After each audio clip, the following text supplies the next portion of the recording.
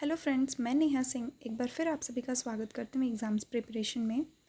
So friends, MNS 2021 का form fill up हो चुका है एंड उसका एग्ज़ाम जुलाई में होने के पूरे चांसेस हैं।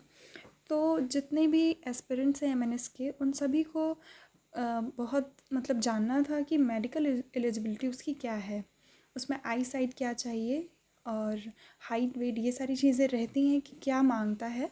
तो उस पर आज मैं वीडियो बना रही हूँ कि एमएनएस के लिए मेडिकल एलिजिबिलिटी उसकी क्राइटेरिया क्या है।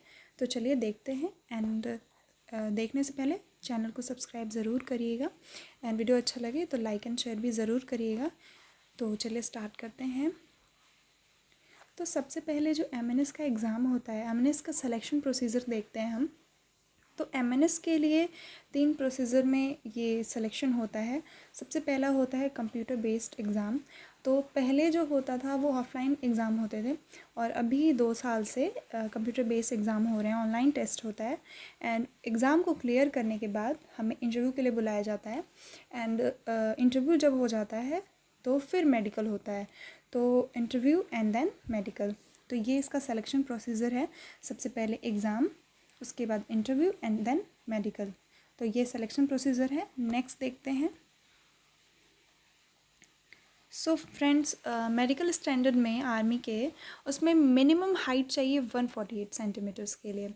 तो एक जो गर्ल है उसकी हाइट कम से कम 148 सेंटीमीटर होनी चाहिए एंड उसकी वेट 39 केजी होनी चाहिए। हाइट के हिसाब से वेट को किया जाता है। अगर जैसे मेरी हाइट 172 है तो मेरी हाइट के हिसाब से मुझे 55 वेट जेन्युइन वेट होना चाहिए, 50 प्लस होना ही चाहिए। तो और नेक्स्ट पॉइंट है 14 डेंटल पॉइंट्स। तो 14 डेंटल पॉइंट्स बहुत इंपॉर्टेंट होते हैं, इतने डेंटल पॉइंट्स होने ही चाहिए एमएनएस के लिए।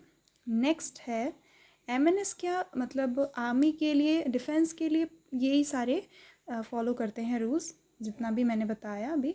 Your body should not carry any genetic disease, body में कोई डिजीज़ नहीं होने चाहिए, जैसे जॉइंट नीज नहीं होने चाहिए, कलर ब्लाइंडनेस नहीं होना चाहिए, नाइट ब्लाइंडनेस नहीं होना चाहिए। कलर ब्लाइंडनेस का हमें वहाँ पे टेस्ट देना पड़ता है जब मेडिकल होता है। तो उसमें एक कलर ब्लाइंडनेस चेक करने के लिए एक फिलिंग रहती है, उसमें कलर से ही रहता है, अंदर पता नहीं चलता है उतना। ध्यान से देखने पे जिसको कलर ब्लाइंडनेस होगा उसको डिफरेंट कलर में दिखेंगे, जैसे ग्रीन का रेड दिखेगा, रेड का ग्रीन दिखेगा, तो उससे पता चलता है कि ये कलर ब्लाइंड है।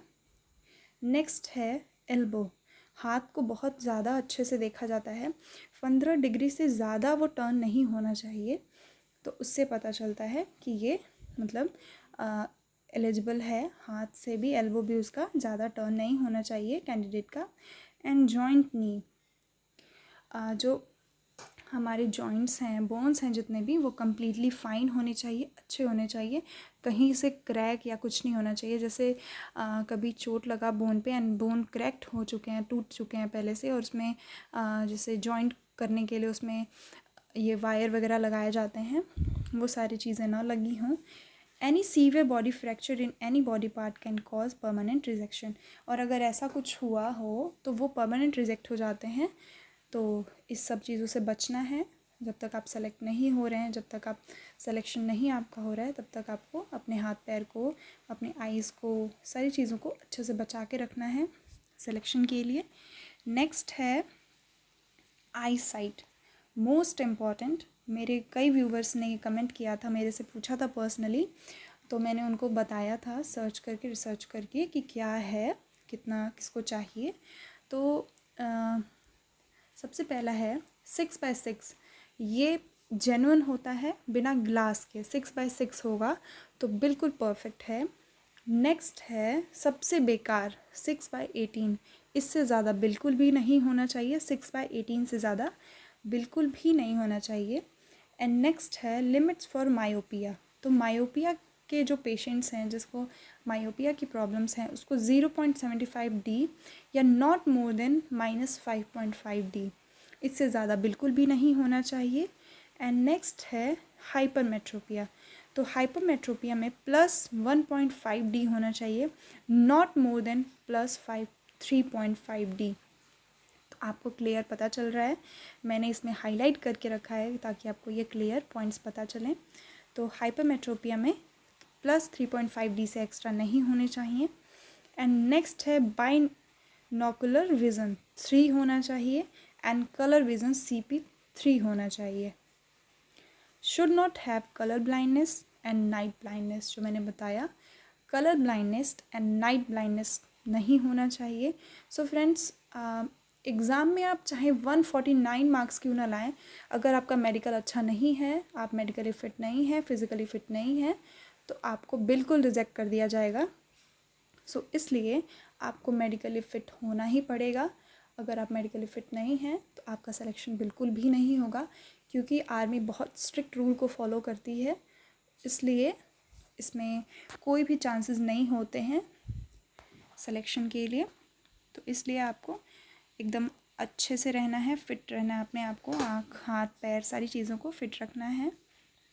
नेक्स्ट है सम इंटरनल चेकअप्स। तो ये सारी चीज़ें होने के बाद, जब आई चेकअप ये सब चीज़ें हो जाती हैं, उसके बाद कुछ इंपॉर्टेंट चेकअप्स होते हैं, वो देखते हैं।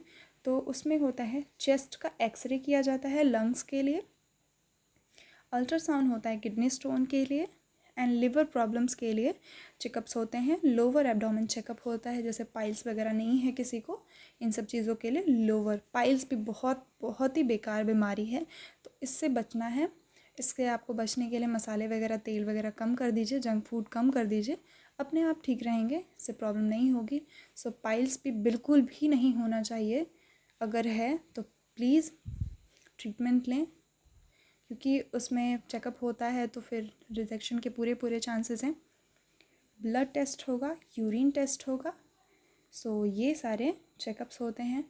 एक्चुअली ये जीडी में नहीं होता है, मैंने अपने ब्रदर से पूछा था तो उसने बताया था कि ये जीडी में ये सारी चीज़ें नहीं होती हैं। पाइल्स का चेकअप होता है, लेकिन ये सब चेस्ट का एक्सरे, अल्ट्रासाउंड, उसमें अल्ट्रासाउंड वगैरह, ब्लड टेस्ट, ये सब चीज़ें नहीं होती हैं। लेकिन जीडी में भी काफ़ी टफ फिज़िकल फिटनेस, ये सारी चीज़ें बहुत इंपॉर्टेंट हैं। चेकअप सब कुछ होगा, सिर्फ ये एक्सरे और ये अल्ट्रासाउंड नहीं होता है, and blood test, urine test वगैरह नहीं होता है, बाकी सब कुछ होता है। नेक्स्ट है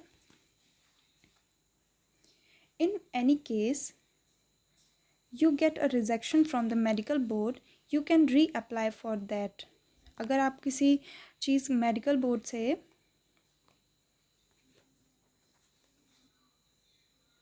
If any case you get a rejection from the medical board, you can reapply for that. अगर आप रिजेक्ट हो जाते हैं मेडिकल बोर्ड से, तो आप उसके लिए रीअप्लाई कर सकते हैं। लेकिन and if they reject you again, you can again reapply. अगर आप फिर से रिजेक्ट हो जाते हैं तो आपको फिर से रीअप्लाई करने का मौका मिलता है। If they rejected you, they will give a proper reason for that. अगर फिर से वो रिजेक्ट करते हैं तो आपको वो रिजेक्ट करने का बताएंगे कि वो आपको क्यों उन्होंने रिजेक्ट किया है, आपके में क्या प्रॉब्लम है जो रिजेक्शन आपकी ली गई है, रिजेक्ट आपको कर दिया गया है। तो अब देखते हैं, दो टाइप के रिजेक्शंस होते हैं, जैसे temporary rejection and permanent rejection. तो टेम्पररी रिजेक्शन में आपको छोटे मोटे, जैसे कोई दिख जाता है कुछ प्रॉब्लम, या फिर किसी एक प्रॉब्लम की वजह से आपको रिजेक्ट किया जा रहा है टेम्पररी में, तो आपको वो मेडिकल बोर्ड आपको डेट देगा कि आपको इस दिन आना है, आपको मेडिकल होगा आपका। तो उसमें जो है वो स्पेशलिस्ट, जैसे आपकी किसी बोन से रिलेटेड आप रिजेक्ट हुए हैं, तो वो बोन का स्पेशलिस्ट डॉक्टर देखेगा, एंड वो अगर आपको रिजेक्ट कर देता है तो फिर आप कुछ नहीं कर सकते हैं, फिर आपको रिजेक्ट होना ही होगा। आपका रिजेक्शन, आपको रिजेक्ट करके निकाल दिया जाता है। तो नेक्स्ट है परमानेंट रिजेक्शन। परमानेंट रिजेक्शन में पहले ही जैसे नाइट ब्लाइंडनेस वगैरह आ गया, या कोई इंटरनल डिजीज़ है जो बिल्कुल ठीक नहीं हो सकता है, किसी को कुछ प्रॉब्लम है जैसे मिर्गी वगैरह, ये सारी चीज़ें जो होती हैं, इन सब चीज़ों को बिल्कुल भी बर्दाश्त नहीं किया जाता है। तो ये सारी चीज़ें जो होती हैं, इन सब जो जिसको ये प्रॉब्लम्स हैं, वो बिल्कुल अप्लाई ना करें। मैं अभी आपको बता देती हूँ, क्योंकि फिर अगर आप अच्छा मार्क्स लेके आते हैं और आप इंटरव्यू भी आपका अच्छा जाए एंड मेडिकल में आप ऐसे हो जाएं, तो फिर अच्छा नहीं लगता है, खुद को भी बहुत कॉन्फिडेंट फील होगा कि मतलब मेरे में ये प्रॉब्लम हो गई हैं। तो आप किसी और चीज़ के लिए अप्लाई करें जिसमें ये सारी चीज़ें, मतलब बैंक के लिए आप अप्लाई कर सकते हैं, ये सब चीज़ों के लिए आप अप्लाई कर सकते हैं। तो if you get permanent rejection they are no way to go back. तो जब परमानेंट रिजेक्शन हो जाएगा तो आपको बिल्कुल भी अप्लाई करने का या कोई चीज़ का मौका नहीं मिलता है। You reapply for your medical then to the result would be the same.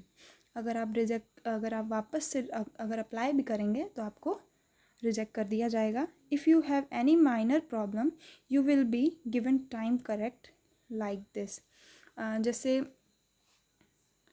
अगर आपको कोई प्रॉब्लम है, जैसे आपका कोई मेडिकल ट्रीटमेंट चल रहा है जो 1 महीने का 2 महीने का ऐसे कोई ट्रीटमेंट चल रहा है जो ठीक हो सकता है, तो उसके लिए आपको टाइम दिया जाता है। मैक्सिमम टाइम 160 डेज़ का दिया जाता है, 45 90 डेज़ एंड मैक्सिमम 160 डेज़। इससे ज़्यादा का टाइम बिल्कुल भी नहीं दिया जाता है। सो आप देख सकते हैं, तो आपका पता चल जाएगा कि मतलब आपको कोई ऐसी बीमारी है जो इतने दिनों में ठीक हो सकती है, तो फिर आपको चांस दिया जाता है। आपको मेडिकल में मिलता है कि आप परमानेंट रिजेक्ट नहीं होंगे, टेम्पररी रिजेक्ट होंगे। एंड देन जो आपको टाइम पीरियड दिया गया है, अगर आप उसमें ठीक हो गए तो आपको सेलेक्ट कर लिया जाता है एंड आप ट्रेनिंग के लिए आ सकते हैं। फिर आपको कॉल लेटर मिलेगा एंड देन आप ट्रेनिंग में आएंगे। तो ये कुछ इम्पॉर्टेंट जानकारियाँ थी मेडिकल क्राइटेरिया से रिलेटेड। तो आज के लिए इतना ही। Thank you. एंड वीडियो को लाइक एंड शेयर ज़रूर करें एंड चैनल को सब्सक्राइब बिल्कुल भी करना ना भूलें। चैनल को सब्सक्राइब ज़रूर करें ऐसे अच्छे अच्छे वीडियोस के लिए। नोटिफिकेशन का बेल आइकन ज़रूर प्रेस करें, ऑल पे क्लिक करें ताकि आपको जो भी मैं वीडियो डालूँ वो आपको इजीली मिल जाए। तो मिलते हैं नेक्स्ट वीडियो में। Thank you very much. जय हिंद।